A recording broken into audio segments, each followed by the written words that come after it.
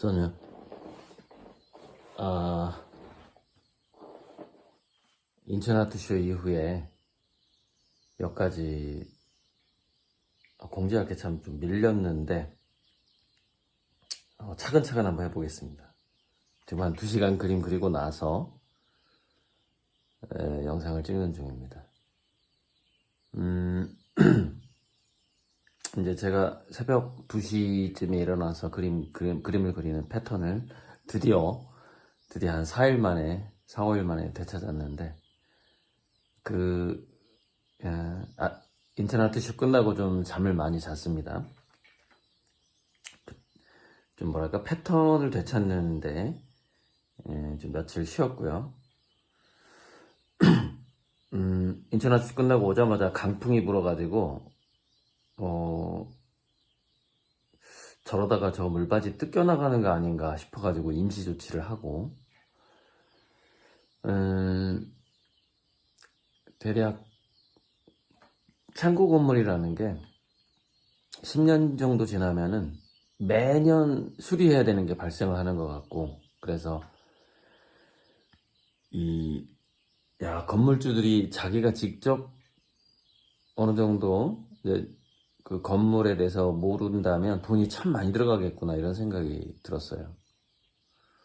얼마 전에는 샤워실 쪽에 배관이 터졌어요. 제가 재료를 사다가 직접 배관까지 수리를 했습니다.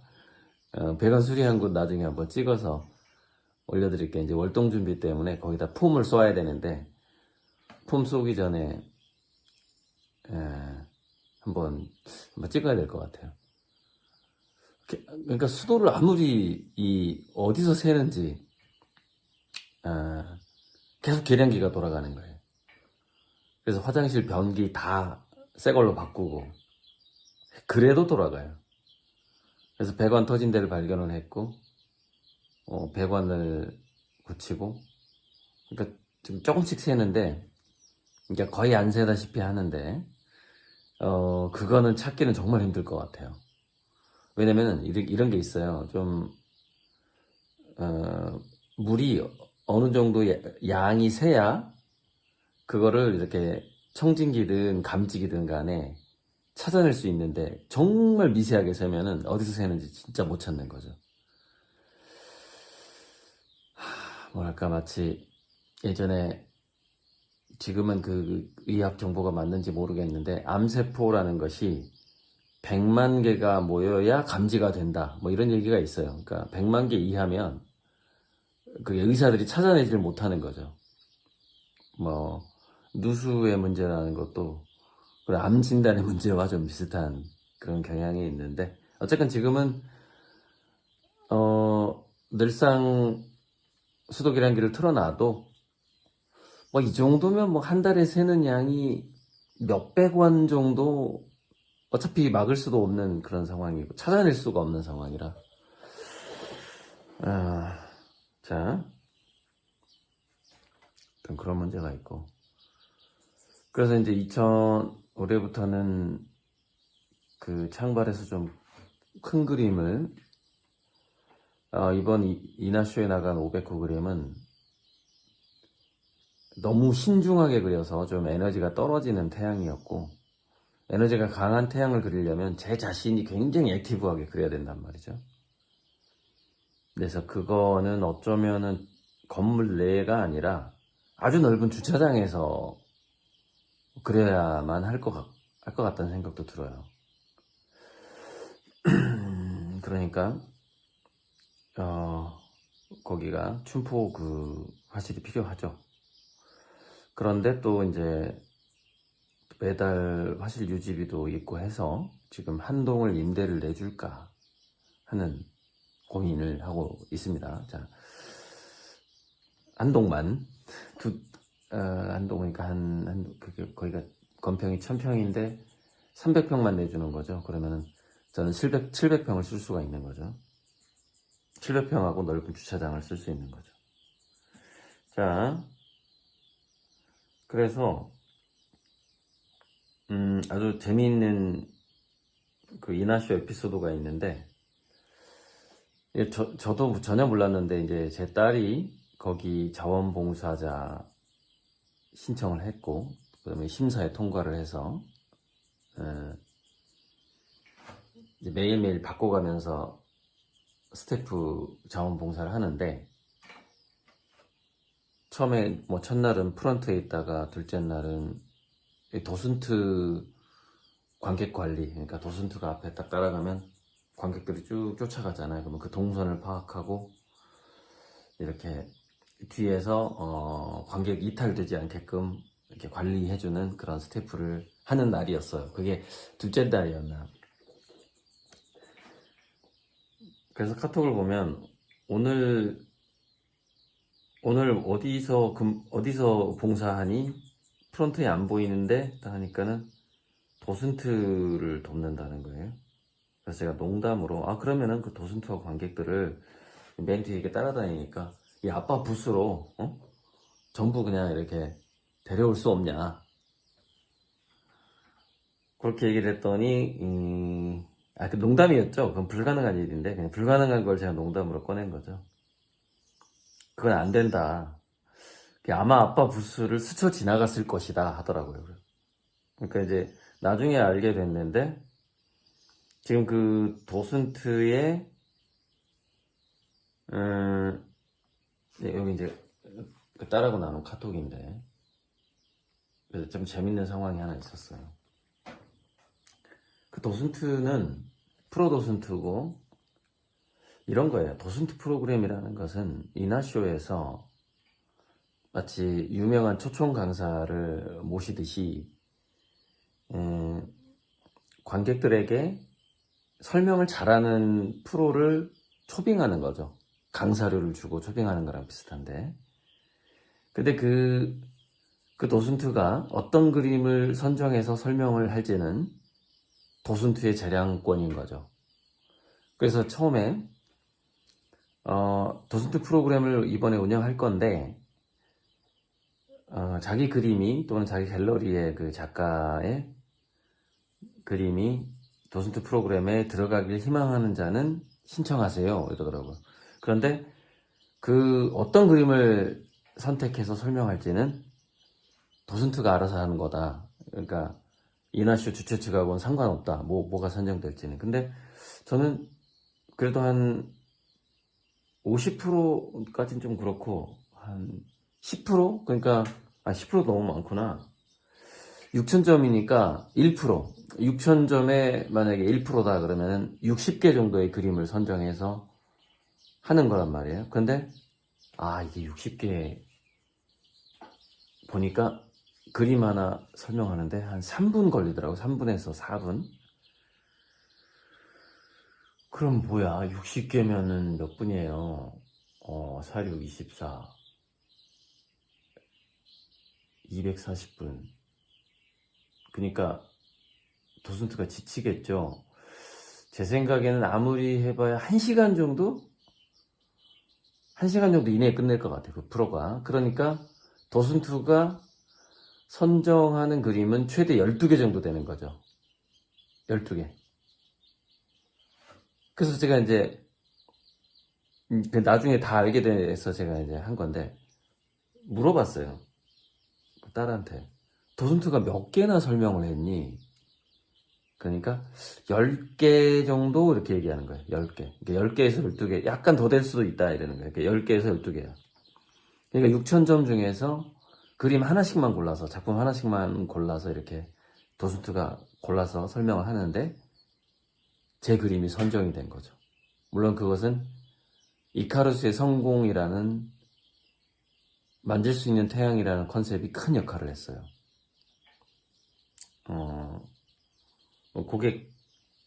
관객들에게 새로운 체험을 주는 거기 때문에 그래서 이제 그 관객들이 1차, 2차, 3차, 4차를 통해서 왔는데 보통 한 10분에서 20분 정도씩 이렇게 오더라고요. 그러니까 관객은 계속 바뀌죠. 도슨트는 그대로고. 뭐 신청을 했겠죠, 관객들이. 그래서 그 영상에 그 4차례 도슨트 해설이 올라간 겁니다. 그래서 대략 그 도슨트가 고른 게 약 500분의 1의 확률인 거예요. 근데 그 500분의 1 중에 아빠 그림이 선택될 거라고 딸도 생각을 못 한 거예요. 그래서 아마 아빠 부스를 스쳐 지나갔을 거야 한 거예요. 근데 스쳐 지나간 게 아니었고 부스가 이렇게 왔다 갔다 지그재그로 하다 보니까 그 대화를 나누고 나서 그 대화를 나눌 즈음에 그 직전이었나 도슨투가 제 그림을 보고 갔어요. 저는 그 사람이 도슨투인 줄 몰랐어요. 그래가지고 박 실장이 그 사람한테 그림을 설명해 줬어요. 근데 그 도슨투가 제 부스로 딱 온 거죠. 그러니까 딸도 놀란 거예요. 왜냐면은 아빠 그림이 선정될 거라고 생각을 못한 거죠. 그래서 굉장히 기분이 좋았을 겁니다. 딸도.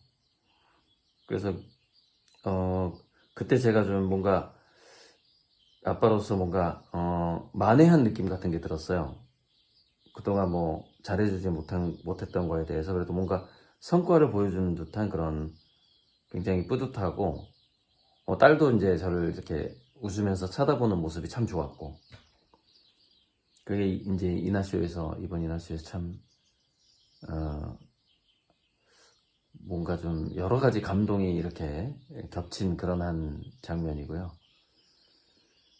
우리 아미고님들이 도슨트 역할을 해주신 거 그게 뭐 가장 큰 어떤 발전이라고 볼 수 있고 한 6가지가 제가 강력하게 기억에 남는데 6가지 정리했었는데 잠깐만요. 이 카톡을 봐야 돼요. 이게 지금 그 50명 아미고님들과 나눈 카톡에 대한 전체 아미고 공유하는 그런 영상이거든요. 자, 그래서 총 7가지인데 한 가지는 지금 이 아미고는 또 아직 모르는데 자, 그래서 아미고 도슨트의 탄생 약 12분의 아미고님들이 이번에 자원봉사를 해주셨는데 그 중에서 도슨트 역할을 하신 분이 한 50%, 6분 정도가 이렇게 짧게라도 이렇게 설명을 했어요. 관객들에게. 그러니까 도슨트가 6명이나 생긴 거죠. 아미고님 중에서. 그래서 굉장히 대단한 어떤 함께 성장해가는 그런 대단한 순간이었고요. 그 다음에 이제 딸이 설마 그 도슨트가 아빠 그림을 설명할까 이렇게 생각도 못 했는데 그 도슨트가 관객들을 데리고 아빠 부스에 왔다라는 것. 근데 마침 그때 딸이 스태프를 하고 있었다라는 것. 그게 참 재미있는 우연이었고요. 그 다음에 만지는 태양 이카루스의 성공. 글쎄 만진 사람이 한 200명? 200여 명 정도 될 것 같고 그 중에서 이벤트에 참여한 그 태양 만지는 사진을 자기 SNS에 올린 사람이 아마 50분 정도는 될 것 같습니다. 상당히 흥행을 했고 누가 고발을 했는지 어땠는지 자꾸 그림 만지지 말라는 방송이 계속 나오는 거예요. 본부에서는. 그리고 저는 계속 그림을 만지게끔 하고 약간 그 상황이 좀 재밌었어요. 그 상황이. 그 다음에 라이언스가 봉사활동 단체인데 로타리하고 물론 봉사활동을 가장한 사교 모임이다 이런 해석도 있는데 어쨌건 저는 초등학교 6학년 때 광주에서 라이언스로부터 장학금을 받은 적이 있어요. 그러니까 그 당시에 10만 원을 받았기 때문에 1980년대죠. 80년 초에 81년, 82년 그쯤에 큰 돈이었을 수도 있어요. 10만 원이. 그러니까 확실히 봉사를 하긴 해요. 라이언스든 로터리든 간에. 그래서 라이언스 일종의 모 지역의 여성부 회장인데 그분이 첫날 라이언스 클럽 회원들하고 와서 3명 자기 친구들 이렇게 와서 각각 그림을 하나씩 샀는데 가장 마음에 드는 그림이 그 500호 화천대유라는 거예요. 그래서 내가 10억이라서 못 사고, 또 그 전에는 저 높이의 그림을 걸 집이 없다. 이런 얘기를 하더라고요.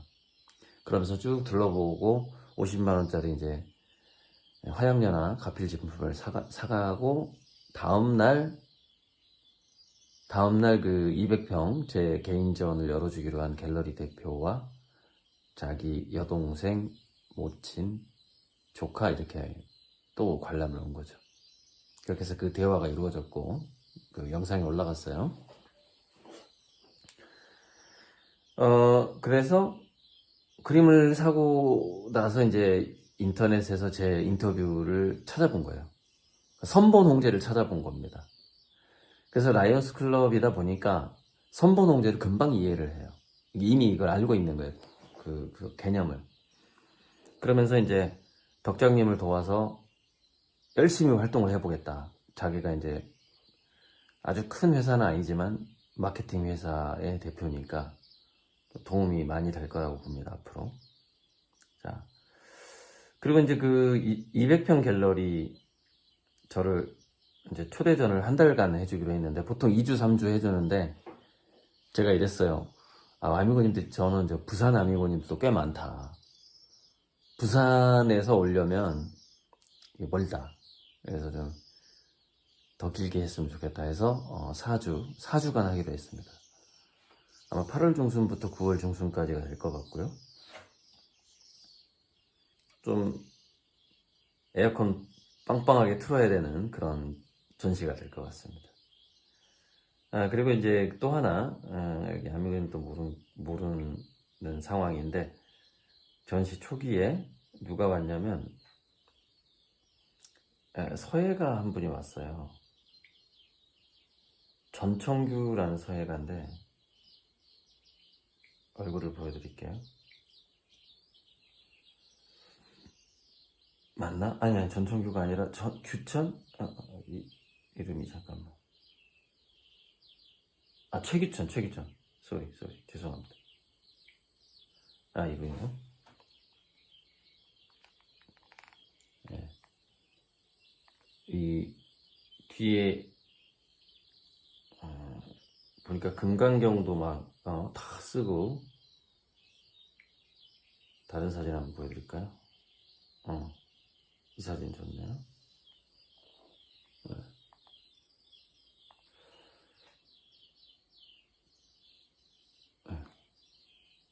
이렇게 서예가 한 분이 왔는데 제가 이분을 안 지는 10년 넘었어요. 10몇 년 됐고, 그 제가 인천이랑 인연이 꽤 이상하게 이렇게 많아지는데, 40대 10년간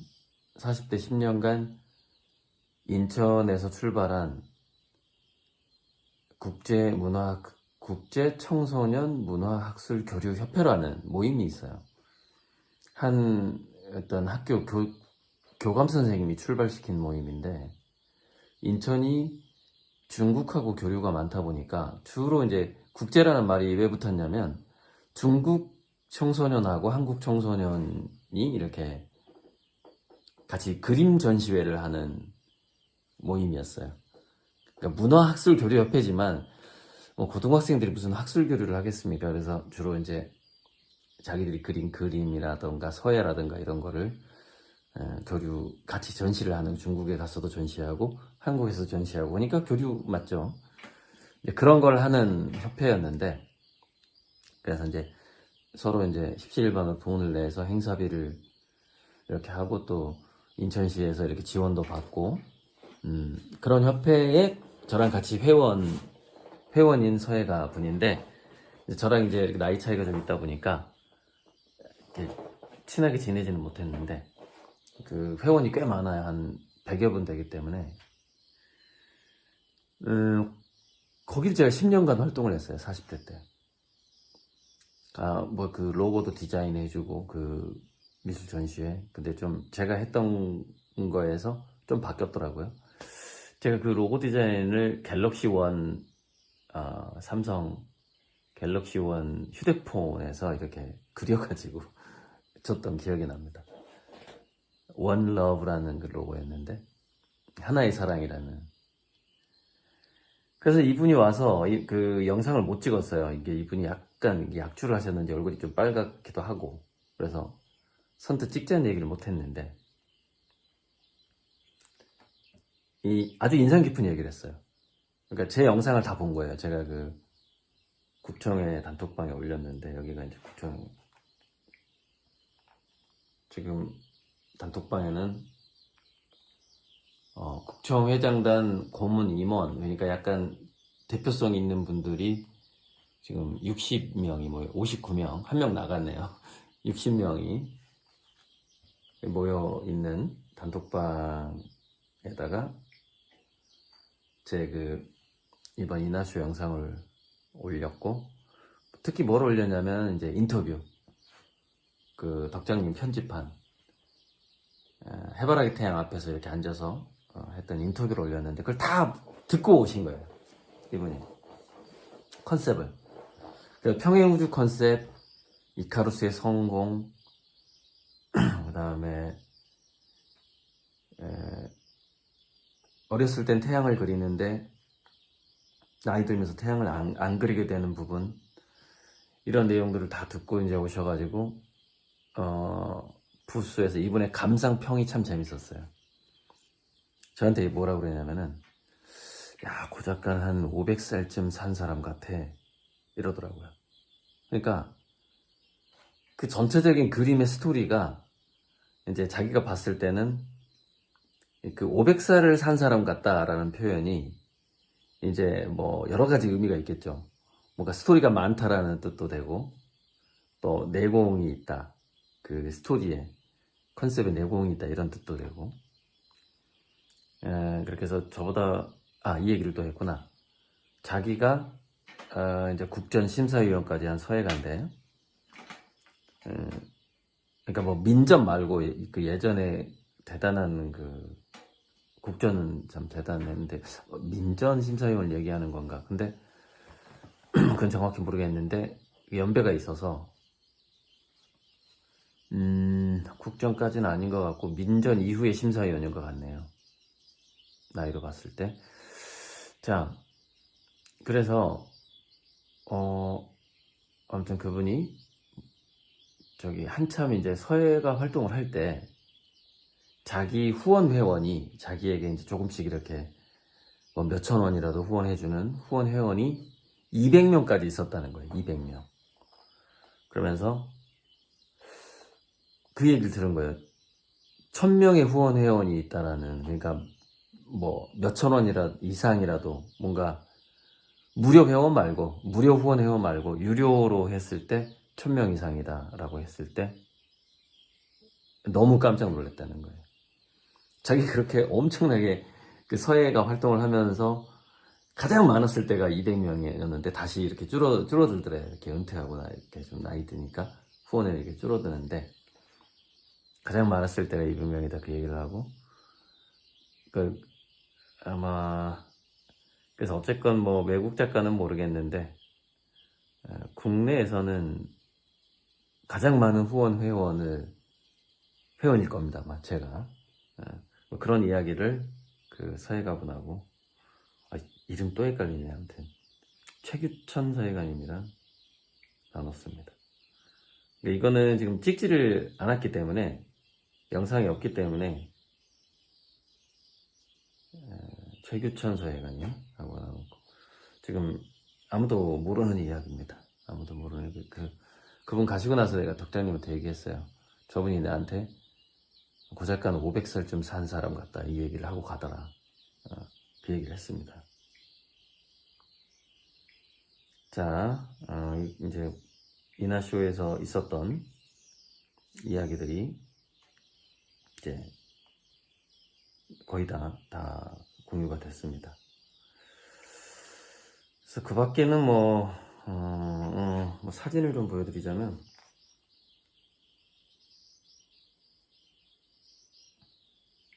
이 사진은 그 이제 도슨트가 설명하던 그 장면이고, 제가 이제 좀 되게 좋았던 게 이제 딸이랑 이렇게 사진을 찍었는데 이때 제가 이 포즈 그 딸의 머리에 제 이쪽 귀 앞쪽을 갖다 댔어요. 되게 따뜻하더라고요. 근데 제가 딸이랑 이 포즈를 처음 해본 거예요.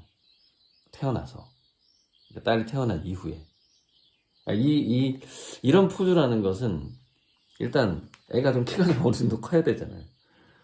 그러니까 좀 애가 뭐 중고등학생은 돼야 될 것이고 근데 통 못했죠. 그래서 저는 참 이 포즈를 취할 수 있다는 게 그렇게 행복했어요. 그 순간에. 그 따뜻함이 전달되어 오는 게 정말 행복하더라고요. 그리고 이제 아무튼 그 여러 가지로 뭔가 많이, 2004년에 제가 이혼을 했는데, 20년 만이네요. 2004년에 애가 2살도 안 됐을 때 이혼을 하고, 20년 만에 만회가 되네요. 여러 가지로. 같이, 미술 분야에서 같이, 이제 딸도 성인이 돼서, 여러 가지로 모든 면에서 뭔가 좀 많이 만회가 되는. 그래서 딸이 왔을 때 이제 손을 잡고 이렇게 뺨에다가 딸 손등을 대기도 하고 그랬었는데 되게 쑥스러워하던데. 딸이. 그런 장면들이 참 좋았습니다.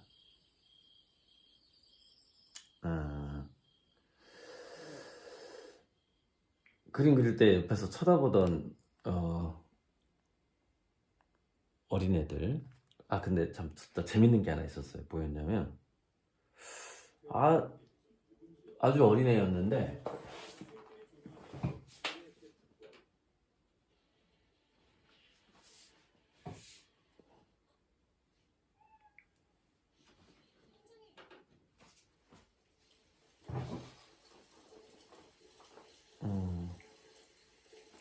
좀 약간 놀라운 애였어요. 루미가 잘 찍었는데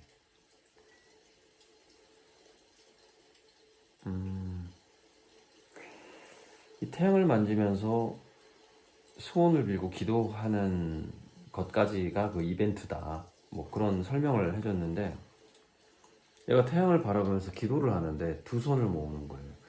이게 천주교식인 것 같아요.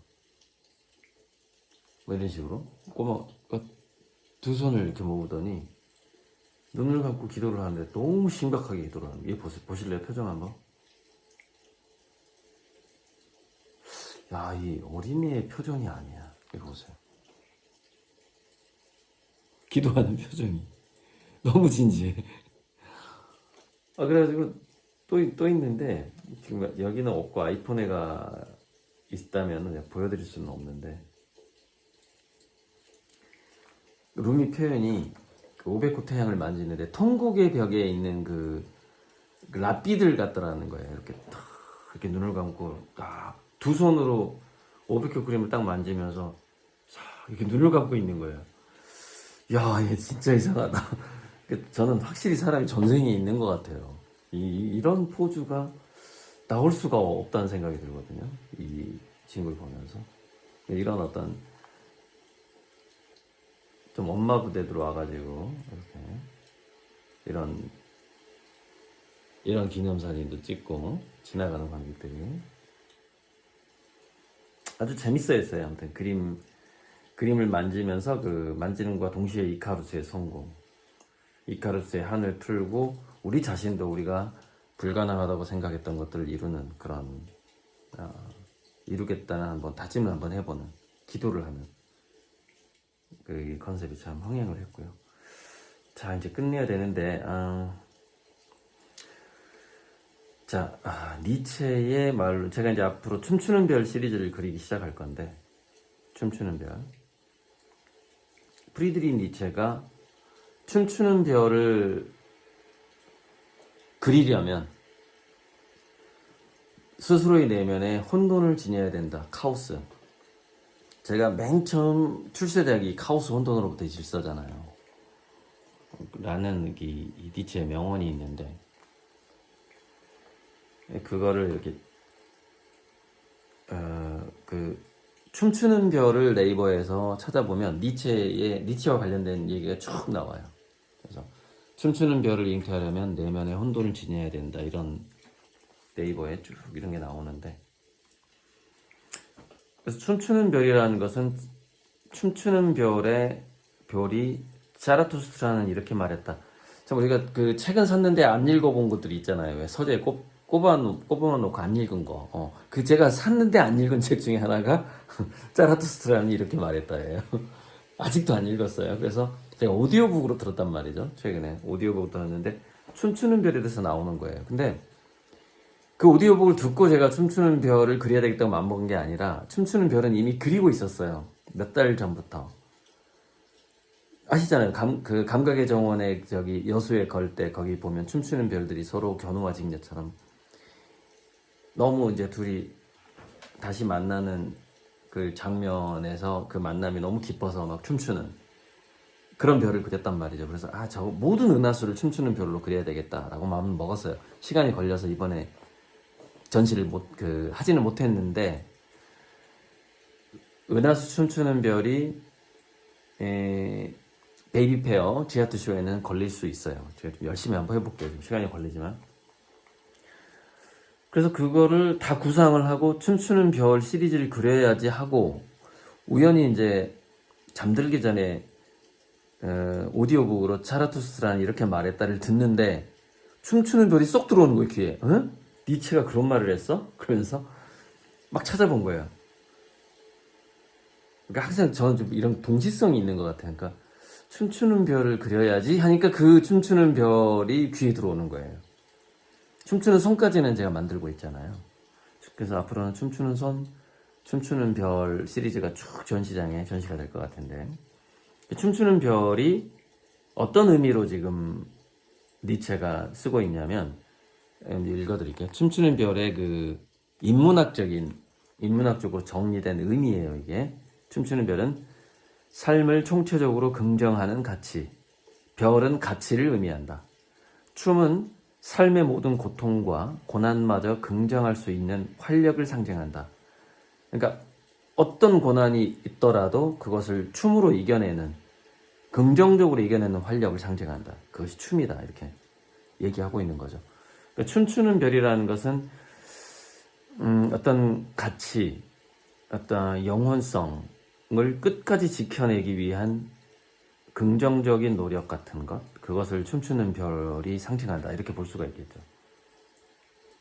그래서 제가 춤추는 별을 이미 그렸고, 이미 그것을 은하수 전체를 춤추는 별로 그려야 되겠다고 마음먹고 있는데, 이 니체의 이 자라투스트라 그 책에서 이 문구를 발견하게 된 겁니다. 오디오북으로 이렇게 듣게 됐어요. 그래서 이제 그 니체의 표현이 4가지를 물어요. 그 책에서. 사랑이란 무엇인가?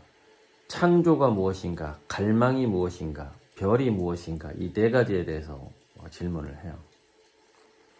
그러니까 니체의 말은 뭐냐면, 사랑, 창조, 갈망, 별에 대한 생각이 없다면 그 사람은 천천히 자살해가는 과정일 뿐이다. 천천히 죽어가는 과정일 뿐이다. 그렇게 얘기를 한 거예요. 네, 그렇게 해석하는 또 다른 사람의 책도 있고 그래요. 일반적으로 삶이라 부르는 것은 사실 오랜 기간에 걸쳐 천천히 자살하는 과정이 지나지 않는다.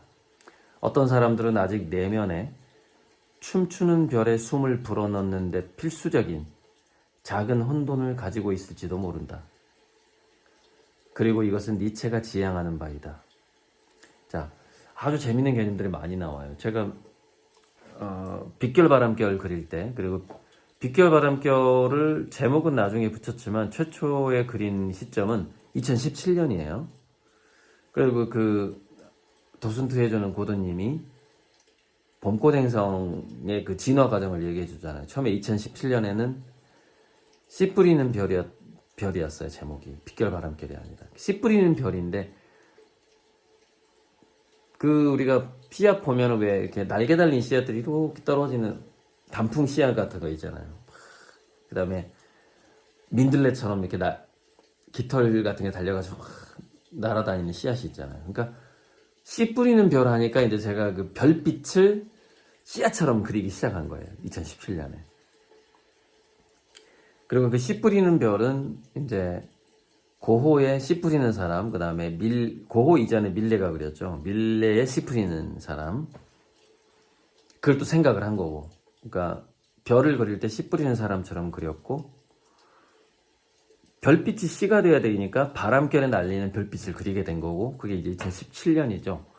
그렇게 하다가 그림이 좀 맹숭맹숭해요. 그래서 조금씩 바꿔가지고 지금 몇 년째 바꾼 거예요.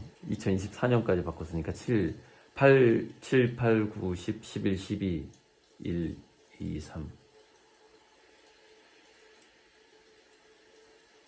7, 8, 9, 10, 11, 12, 1, 2, 3, 4. 9년째네. 그 그림을 9년째 지금 만지고 있는 거예요. 2017년부터 거의 10년째 만지고 있는 거죠. 계속 마음에 안 드는 거야, 10년 동안. 태양도 막 여러 가지 색깔 넣었다가, 안 되겠구나. 단색이 좋네. 그리고 단색으로, 레몬 옐로우로 이제 태양을 다 바꾸려고 맘먹고 있었는데, 시간이 부족한 거예요. 그래가지고, 그냥 걸었어요. 그랬더니, 백희라는 아미고님이 와서, 이걸 더 만졌어요? 예전에 단색일 때를 기억하는 거예요. 그래서, 그냥 이 색깔이 좋았는데 이러는 거예요. 그래서 제가 고백을 했죠. 실은 바꿨다가, 나도 원래 단색이 지금 좋다는 판단을 하고 바꿔서 가져오려고 했으나 시간이 없어서 다른 그림 그리느라고 미완성 그림 그리느라고 시간이 없어서 바꾸지 못했고 아트페어 끝나고 화실에 가져가서 바꿀 생각이다 이렇게 말씀을 드렸죠. 그러니까 아미고님들이 그림을 정말 잘 보는 분들이 꽤 있어요. 그래서 제가 고쳐야 되겠다고 마음먹고 있으면 꼭 그걸 지적을 해.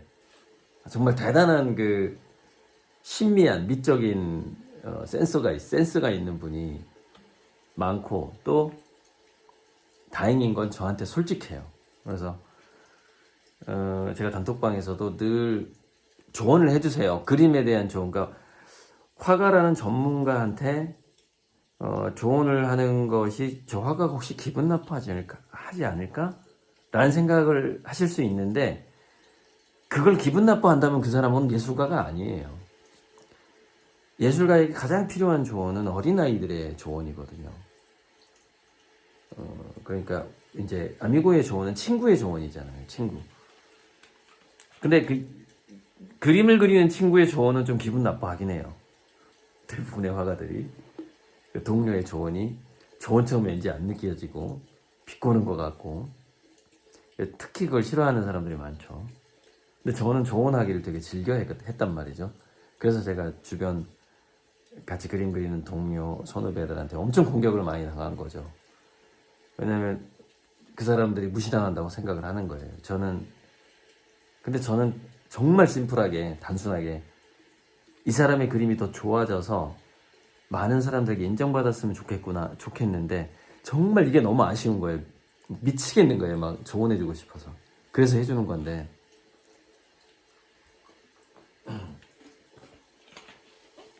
그래서 이제 제가 뭐 남의 그림 조언할 이제 정신적인 여유가 조언을 하면 안 돼. 잊어버려야 돼. 그리고 제 그림만 열심히 지금 신경 써야 되고 제 그림도 지금 마음에 안 드는 게 너무 많으니까 아미고님들이 제 그림에 대해서 조언을 해줄 때 솔직하게 해주시면 되고 마음에 안 들면 마음에 안 든다. 그럼 제가 또 다른 그림으로 교환해주고 그래서 교환할 수 있는 그림들이 앞으로 많이 나올 거예요. 그래서 웬만하면 같은 크기, 그리고 거의 비슷한 시간이 거기 들어갔다면, 그러니까 시간이 돈이기 때문에, 그리는 시간이 비슷하면 교환이 되는 거예요. 근데, 그리는 시간이 월등하게 차이가 난다. 그러면은, 생각을 좀 해봐야 되고요. 근데 꼭 시간을 오래 썼다고 해서 좋은 그림도 아니에요. 그러니까 그림의 가치는 정말 개별적으로 이제 따로 가치 평가가 돼야 되는 부분인데 지금까지는 아직 제가 그럴 단계가 아니라서 안 하고 있지만 아미고님들 사이에서 어떤 그림이 좋고 나쁘다라는 것은 어느 정도 다 보실 줄 알고 그래서 저한테 말씀을 하세요. 이미 가져간 그림이라도 좀 마음에 안 들면 얘기하세요. 그러면 제가 교환해 줄 수 있는 그림을 한 두세 가지를 더 보여드리고 이렇게 비슷한 가치끼리 이렇게 교환을 하고, 제가 비슷한 가치라고 느끼는 이유는 뭐냐면 그 마음에 안 든 그림을 제가 개선시킬 수 있기 때문이죠. 제가 제 눈높이가 올라갔기 때문에 아미고님이 마음에 들어하지 않은 거를 가져와서 더 마음에 들게 만들 수 있다는 거죠. 그러니까 그렇게 할 수 있다면 아미고님들이 더 좋아 보이는 그림이랑 이렇게 제가 교환을 해드릴 수 있고, 앞으로 그림을 교환을 할 때는 크기가 무시될 수 있어요. 지금까지는 뭐 원칙이 뭐 몇 호 막 이렇게 했었는데, 이제 저도 그런 단계를 이제 넘어설 때가 됐어요. 작은 그림이 더 귀하고 비쌀 수 있습니다. 그러니까 10호가 100호보다 더 비쌀 수 있어요. 그리고 실제로 기존 화가들의 미술 세계라는 게 동일한 화가일지라도 피카소일지라도 피카소의 작은 그림이 피카소의 큰 그림보다 비싼 게 있어요. 얼마든지 그런다고 그랬죠. 나중에는 어느 정도 성장을 하다 보면. 그러니까 저도 이제 그렇게 크기에서 벗어날 때가 됐다. 크기나 그 그림에 들어가는 시간에서 벗어날 때가 된 거죠. 일단 그렇게 생각을 합니다. 좀 길어졌는데, 그래서 이제 앞으로 새롭게 또 등장하게 될 춤추는 별 시리즈, 정말 손보이고 싶었는데 시간이 부족해서 이번에 이걸 이제 1월 달에 한번 꼭 춤추는 별 시리즈를 한두 개라도 한번 꼭 보여드릴게요. 정말 그리고 싶은 춤추는 별은 500호 그 화천대유에 몇 개 그렸어요. 몇 개 그렸는데 작게. 그 인터뷰에 잠깐 나오는데 춤추는 별을 그릴 때마다 굉장한 그 기쁨과 쾌감이 있어요. 제가 그러니까 영혼의 자유가 느껴지는 것 같아요. 춤추는 별을 그리면. 그래서 그 어린아이 같은 별도 있고 막 탈춤추는 듯한 별도 나오고, 그리다 보면 다양한 표정들이 나옵니다. 춤추는 별이. 정말 재밌는 작업인 것 같고, 단색으로 표현하지만 참 재밌어요. 그 춤추는 별 작업.